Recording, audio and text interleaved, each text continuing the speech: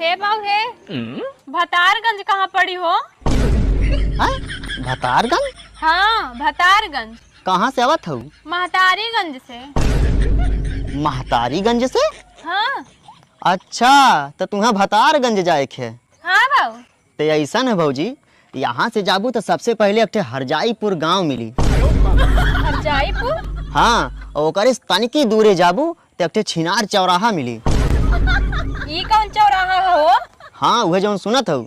और सुना, वह चौराहा से जब तनिकी और आगे जाबू तो एक मेहरीगंज बाजार पड़ी।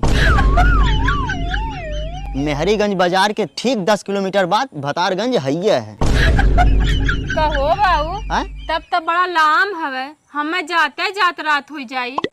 अब इतना दूर है तो रात तो होबे करी भौजी।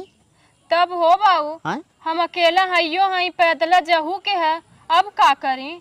का करबी, जात है जो।